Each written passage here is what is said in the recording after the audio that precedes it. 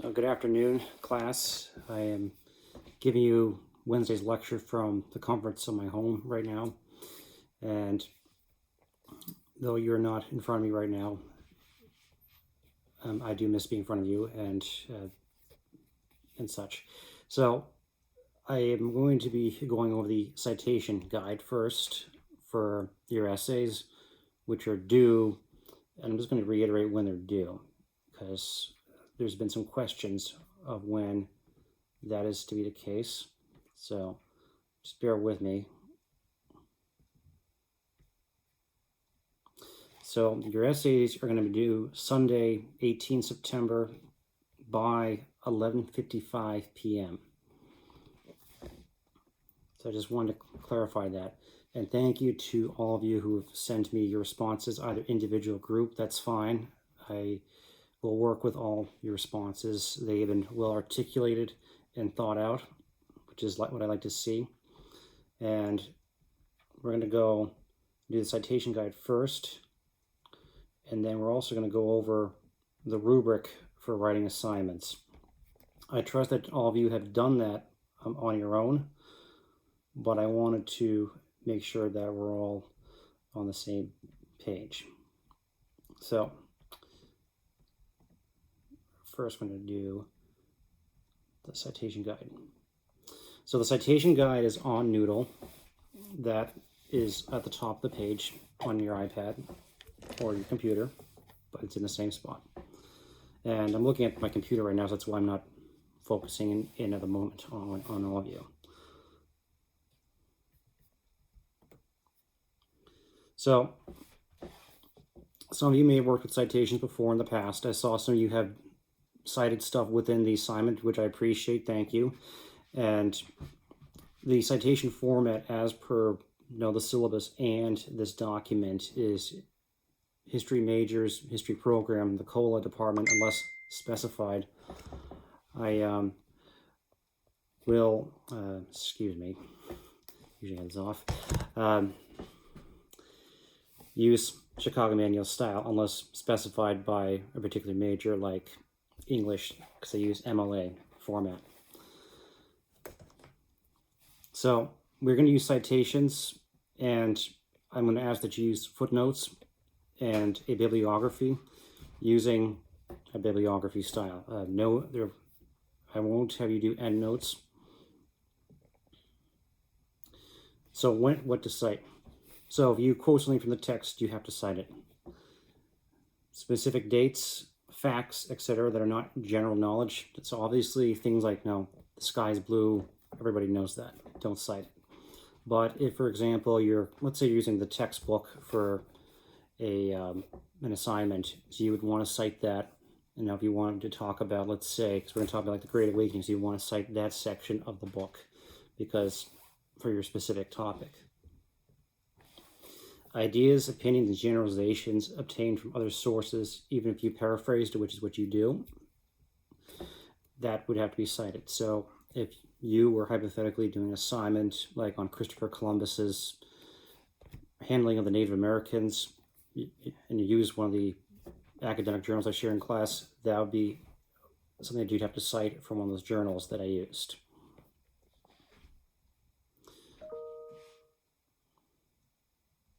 So again, the citation guide asks you to use endnotes like I've asked you. We no longer use IBID. And yeah, so you'll see that you'll no longer use IBID. You can use either a works cited or bibliography. I'm fine with either.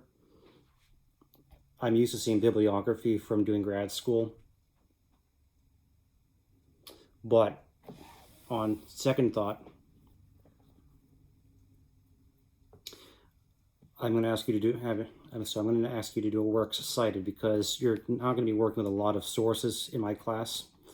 You're primarily going to be using whatever I've assigned you, and I'm not going to ask you to annotate your bibliography, aka your works cited. In this case, I'm not going to ask you to ever annotate in this class. That's something that'll come down the pike for any of you history majors, especially. So just to reiterate, you're going to do a works cited in this class for your citations. And if you want to cite a discussion, the discussion we have on Friday, you're welcome to. There is a format out there. We'll go over that on Friday. So the tips are very self-explanatory. Microsoft Word does show you how to do references and footnotes. If you don't know how to do it, I'm happy to show you in person, but I can show you very quickly on the screen. And pretty much, follow these tips on how to present the information for your citations. So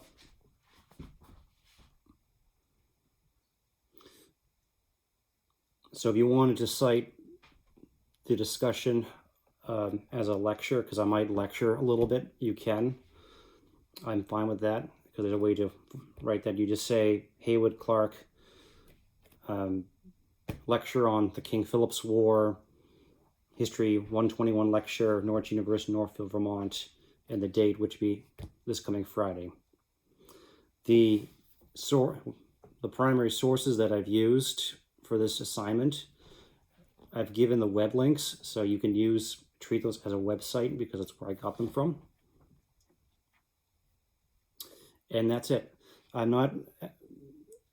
Your essays, as long as you are citing what you find out of your materials that I've assigned you, that's fine. Again, lectures, if I've talked about something, the King Philip's War. And obviously, as you see, that they're at the end of the Sovereignty of the Wampanoag primary source assignment, there are some books that you're welcome to use. And if you feel comfortable using them for your essays, that's fine too. So now for the meat and potatoes of grading and such for this. Grading and the presentation. So I'm very straightforward with this, with essays. As you'll see on the primary source assignment document on Noodle, again, I'm just going to ask for your name, the course number, my name, the assignment title, which will be Sovereignty of the Wampanoag primary source assignment, and the due date, which is what I've specified.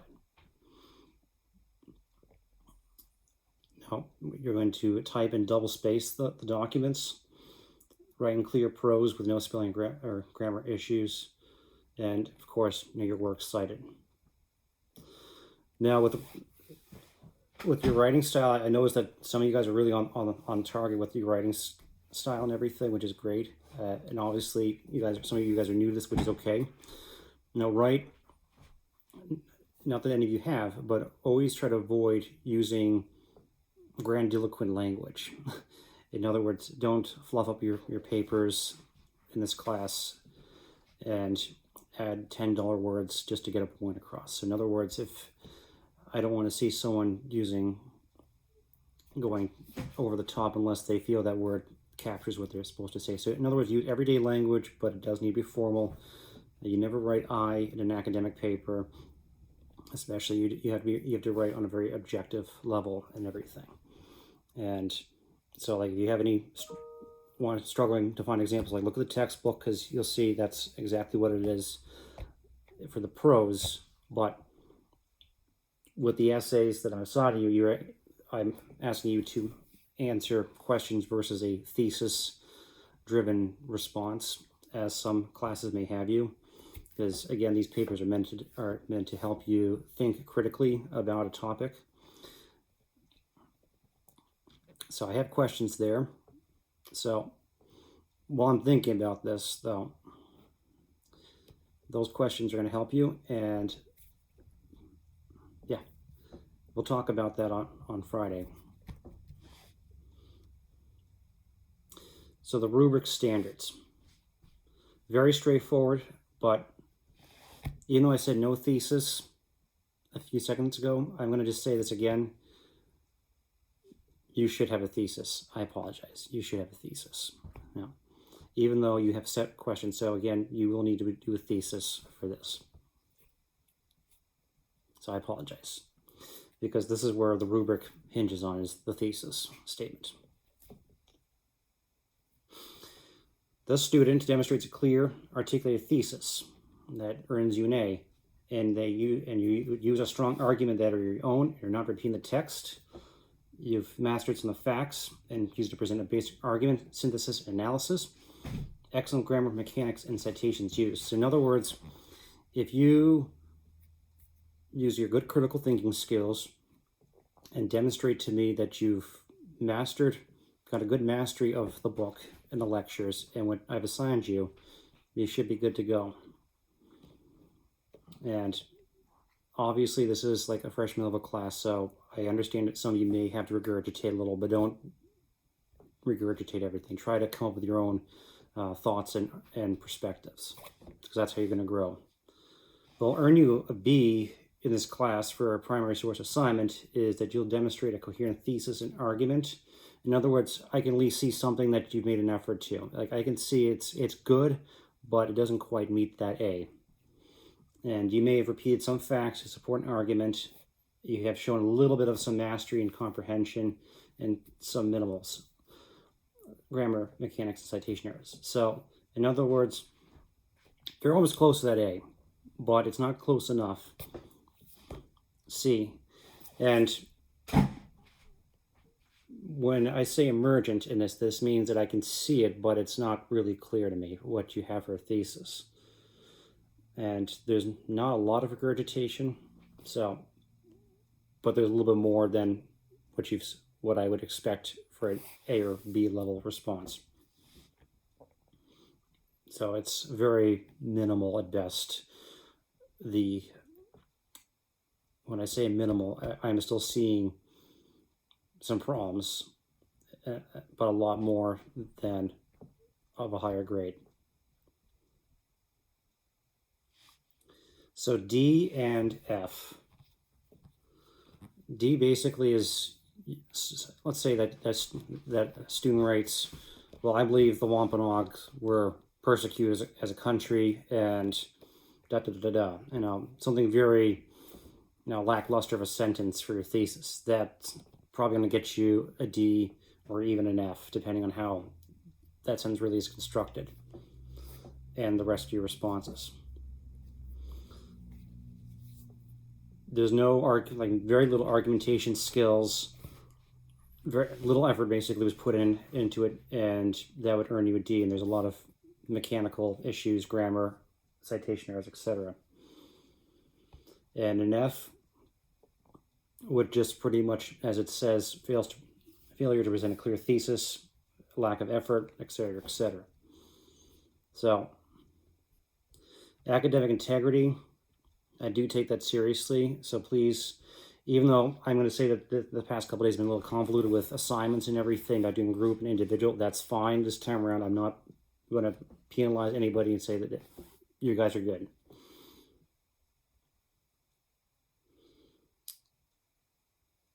But the rest of the academic integrity stuff is very straightforward. When it comes time for assignments, which is now, and examinations, unless I'd say you may help someone, you may do so, but if I tell you do not do it, then don't do it. And we don't have any university forms, records, or documents. Obviously don't do it. And don't forward the signature of a university instructor or official. And obviously do not interfere or tamper with any university systems, parts thereof, copying, computer files, diskettes, program software, etc., without proper authority. And that would also mean interfering with the access of library access and exercising plagiarism. And that's the use of words, ideas, and concepts of another without acknowledging. In other words, you're stealing somebody's ideas without giving them the credit. And that's the academic integrity section, or academic dishonesty. So, if you have any questions, feel free to talk to me. If you have any questions, again, about academic integrity and the grading scheme. So just to reiterate, even though I said no thesis is necessary, please do write a thesis statement for your responses, your essay responses for when they are due, to go with those questions.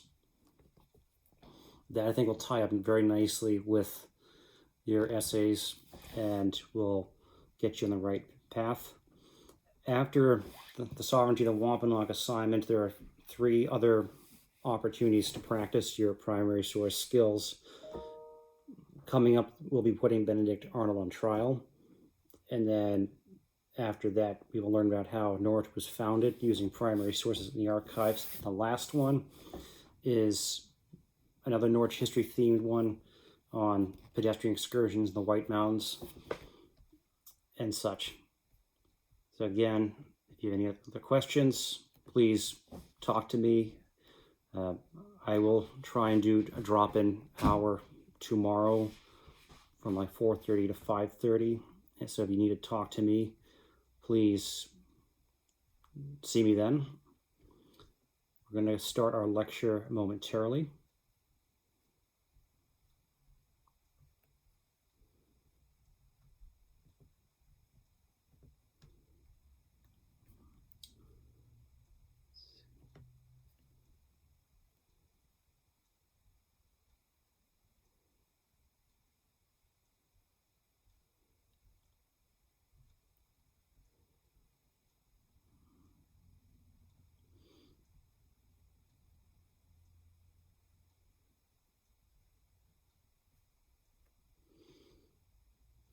Okay, so on Monday, we talked about some of the social setup of the colonies, the diversity of people as much as possible, and some of the economic activities of that. So this lecture may go on past the 50-minute mark, so I apologize in advance, but otherwise we're going to stick to our allotted time together as if we were in person. So I'm going to move my computer over here for a second. Okay. So we're going to go over slavery real quick again.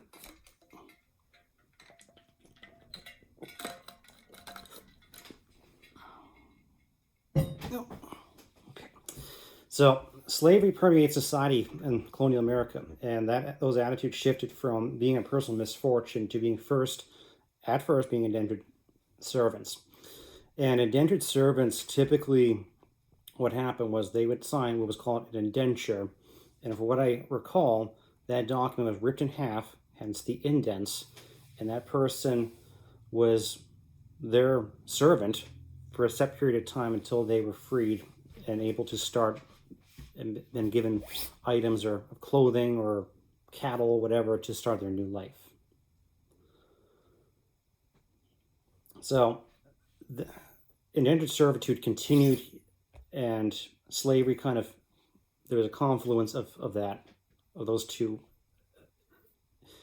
forms of bondage, so to say. Well, slavery more so,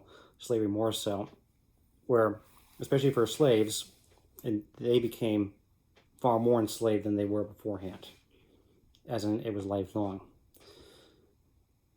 Because of that, slavery became an accepted part of society, regretfully, and it morphed into slave codes. Spanish and the Portuguese had been the slavery market before the English came to North America, but color of some of the slaves is what rationalized the slavers' decision to have them in bondage. Now, black was regrettably associated with darkness and evil, and with the character traits and the ignorant rationalizations is what it was. In Virginia, they said that blacks and Indians were lazy, treacherous, and stupid, which we know is obviously distasteful and reprehensible. And slaves, when they were purchased, the book talks about that when they were auctioned, they were forbidden to use their native language. So, in other words, they could not keep what they held dear to them, their religious beliefs. So the book talks very briefly about the Stono Rebellion, and we're going to jump back to the book here.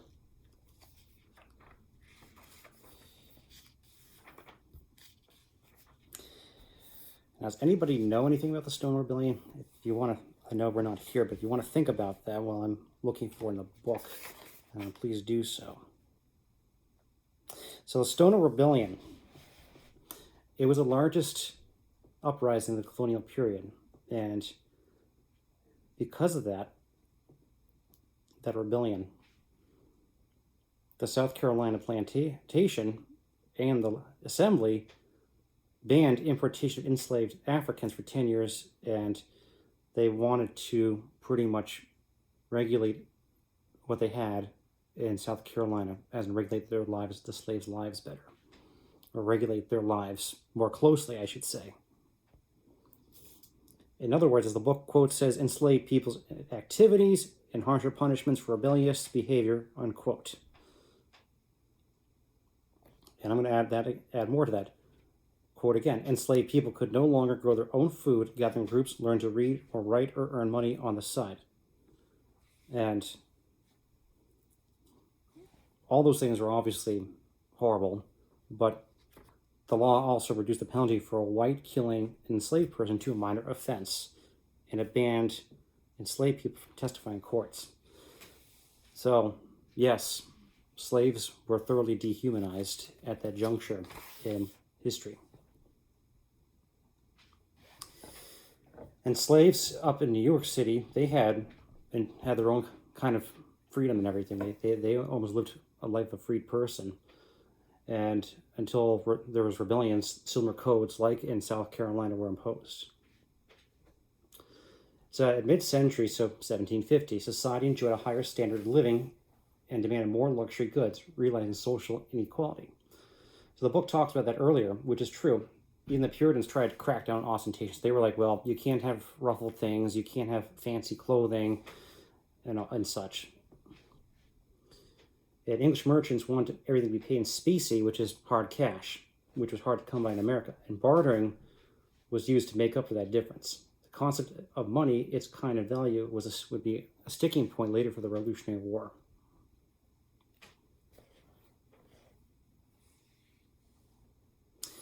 So, the coast.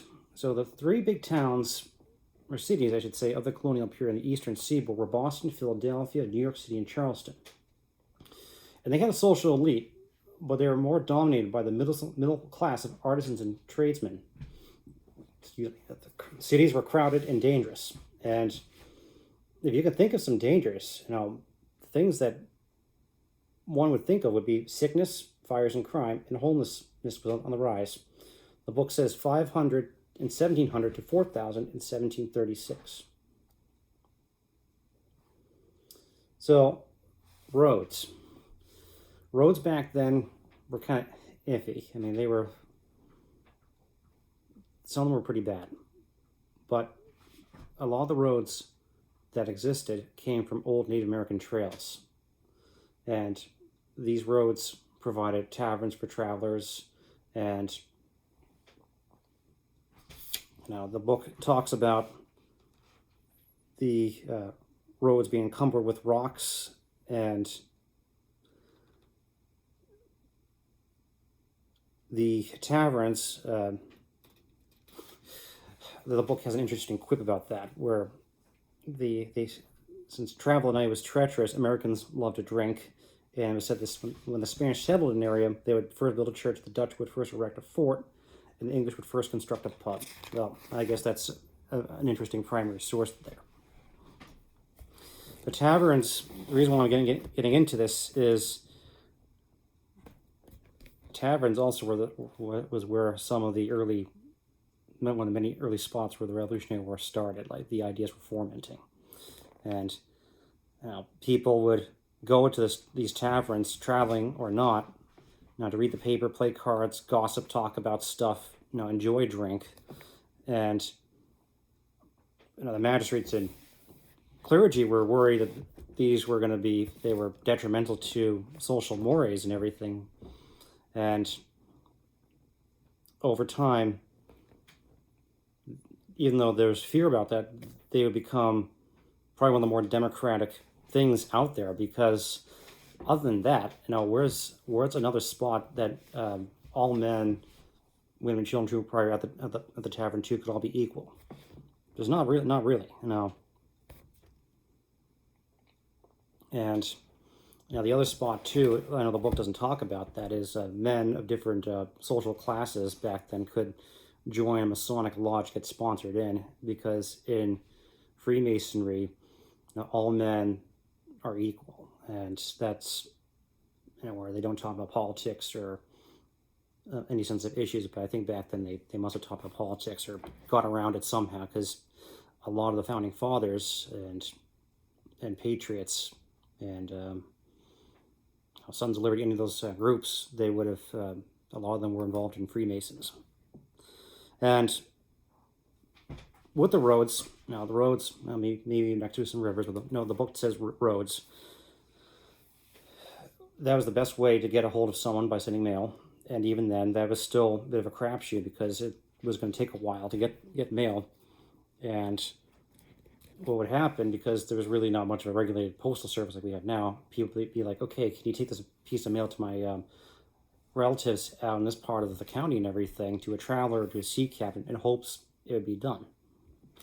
And, you know, there was a postal system that was developed, and that it's ironic in a way, because England did have someone sent and appointed in 1710 to oversee this, and because of that, there was more reliability with getting communication done with newspapers and letters, which would then be part of the fomenting, let's say, of the committees of correspondence that would later spring up. And those were like little cells of people like saying, hey, this is what's going on in Boston and everything, you know, we got to help them. So,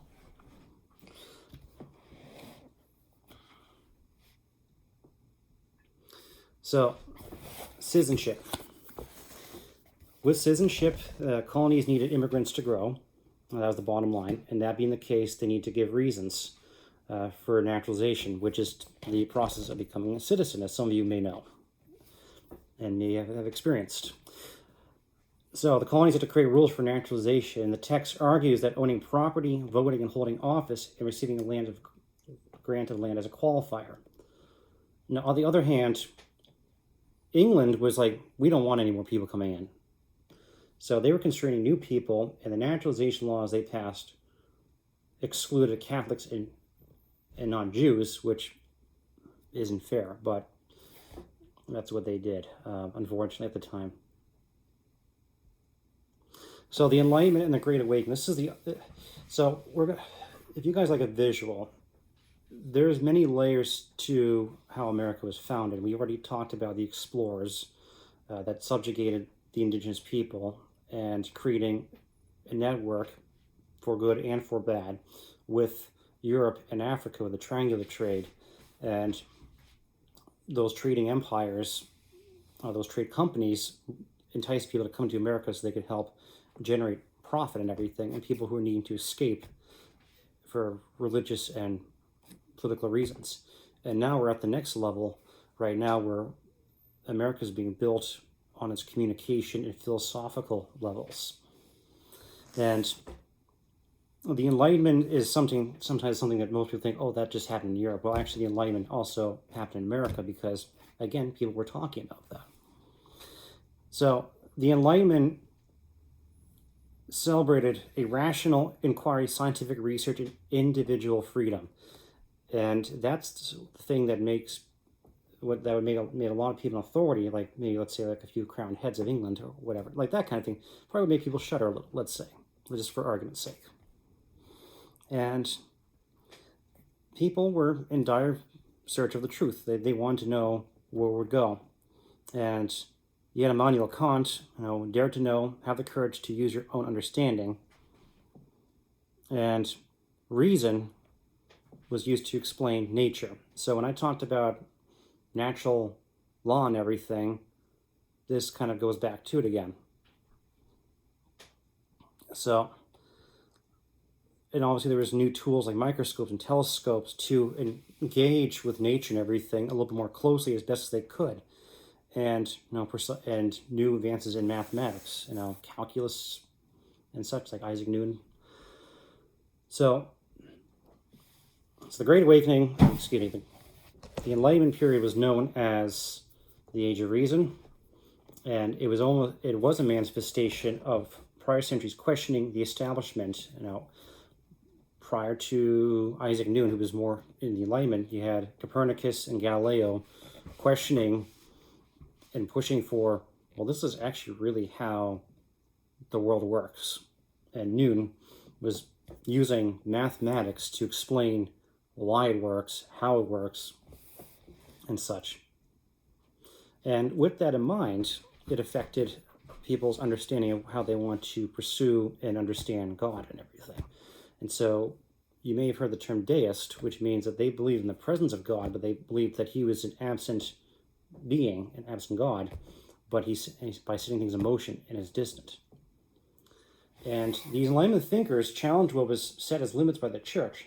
So using science to think for themselves versus the church was like an absolute no-no.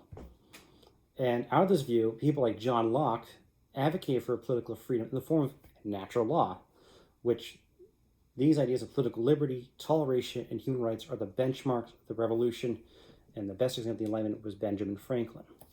And we all know about Benjamin Franklin, the guy who was outside with the kite and everything. Well, that's that's not even that's more than just what he was. And the guy was an autodidact. He was self-taught, and he was a printer, and at some points, he was able to actually retire early and get into science, like studying electricity and writing essays. Some of them were pretty hilarious, and because of his scientific contributions and studies, he received honorary degrees from Europe and everything. And so he actually styled himself as Dr. Franklin.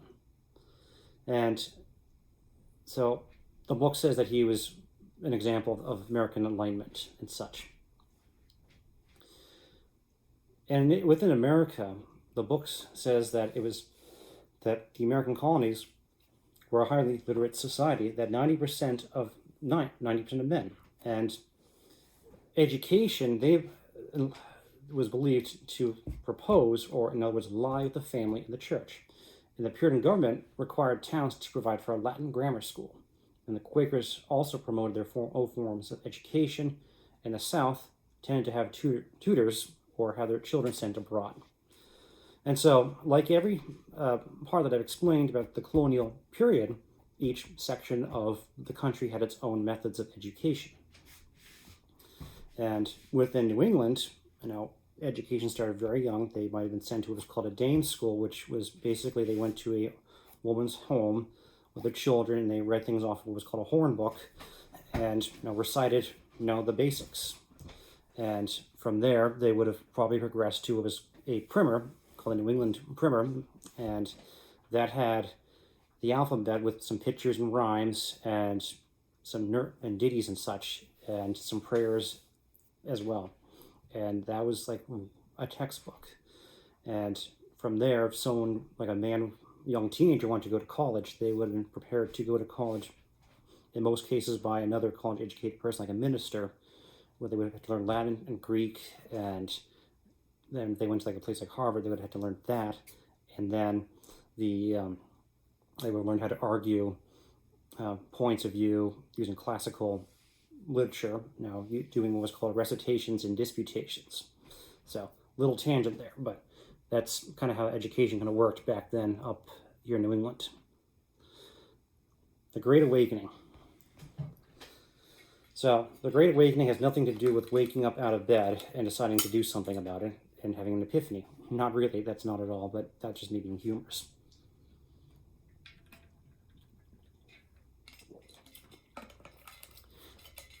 So while you had all these scientific and rational developments occur with the Enlightenment, there was the Great Awakening. So as I talked about on Monday, especially in New England, towns often had an established church, and that established church was often founded by the taxpayer dollars. And even after the Great Awakening, that still continued. And a lot of states had their own state-supported denomination, or one that had the most clout. So up in New England, it was the Congregational Church. Georgia had Baptist and Methodist denominations. And the chief persons, clergy of that era were Jonathan Edwards and George Whitefield, who traveled and preached and delivered spellbinding sermons. And these sermons were spellbinding. They got people like more in a state. It's hard to describe. It's like they were put into a sense of fear, but they were put into a place where they had to look inwardly at themselves. And because of that, we're going to just go back here to page 120 here.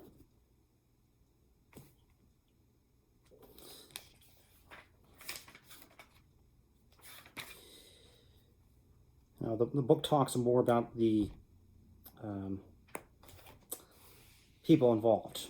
So I guess we'll do that. But pretty much their sermons, someone might say hellfire and brimstone. I wasn't there to see it.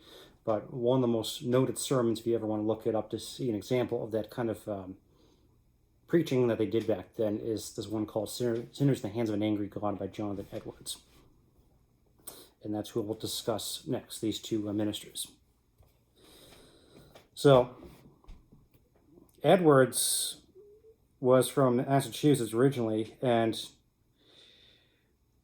in his belief, he felt that young people were involved in what he described as sinful pleasures and indulged in lewd practices. And they're obsessed with making money and the ideas of the Enlightenment. And Edwards wanted people to get back into the emotional side of religion. And as the book describes, he has descriptions of torments of hell and the delights of heaven spark a flame among his congregation and the congregants, let's say. And now the book talks about this sermon, Sinners in the Hands of an Angry God, and it's that's on page 121. I invite you to read that on your own if you haven't. It's the little snippet there. And George Whitefield was an itinerant minister and everything. Like, he definitely traveled, I know for certain. And what was different about him is that he rejected Calvinism assumption that people prepare for salvation, and grace arrived suddenly and like dawn. It happened. And he preached outside in the open air, and people reported that he was theatrical in his delivery of his faith and everything. And so, he'd preach with such emotion and vigor, and and people were wondering, like, is this guy all right? And then you'd think he wouldn't recover, but it sounded like he got himself back together. And there was some naysayers. The Anglican ministers felt he was, too busy converting commoners and the ignorant. And the theatrics, again, emotional. I mean, both Whitefield and Edwards had this emotional presentation of, their faith and such. And, I really can't make it much of a comparison to any other people out there, because they had a unique way of presenting, what they thought was important at the time. So the book talks about, the Enlightenment caused people to question, these Calvinist views, and they sought for reason, and to argue that one could discover God's laws and exploit them. And that's kind of like the thing with people wanting to get at the root of stuff. They want to know why. Why are we being ruled by a king and everything? Are kings necessary?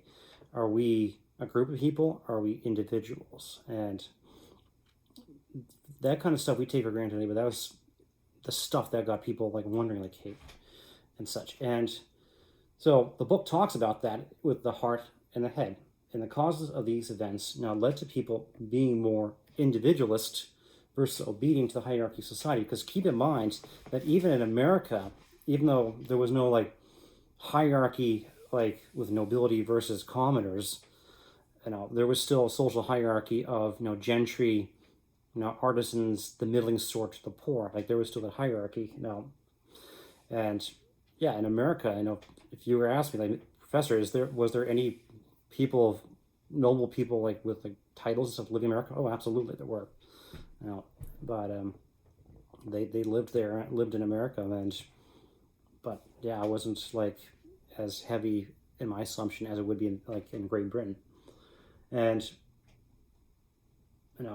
both movements, there was a contrast of both, which led people to think that the power of a person in America are one day maybe the promised land. So that kind of goes back to that Puritan, that American exceptionalism that I was talking about last week. And the promised land is something that even William Bradford alluded to in the video I posted on Noodle, where he invoked some of his faith, believing that they were escaping oppression, religious oppression, to this promised land. And that American exceptionalism has obviously morphed over time to various interpretations.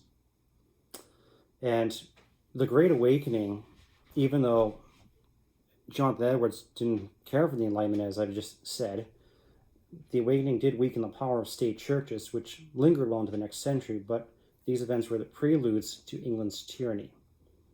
And so in some ways, we can argue that the Great Awakening and the Enlightenment both worked with each other and against each other. And those two forces colliding caused people to, in a sense, have an awakening of their own, where people were starting to think, gee, are we English? Are we Americans? What's out there? And that's where things start to get radical. And though we're already talking about the Revolutionary War, Friday, I know we're wrapping up with more 1600 stuff.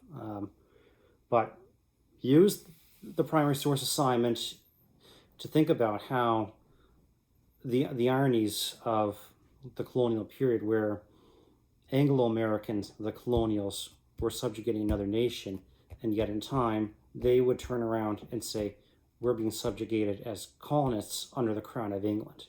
And just think about those ironies there. And that's what makes history so fascinating. There's many facets, like a diamond, as to the perspectives that are out there. And that's that for the moment. So again, do the readings this week that are due. Finish your discussion questions if you haven't already, and get those to me by the end of class, which is, I know it's 1:24 now, but just get them to me this afternoon by 1:50, as I said in my email. And if you have any questions, just reach out to me, or do the drop-in tomorrow at 4:30, Schneider 402. And yeah, just do the Quizlet, your inquisitives, and that's that. So thank you guys, and have a wonderful day.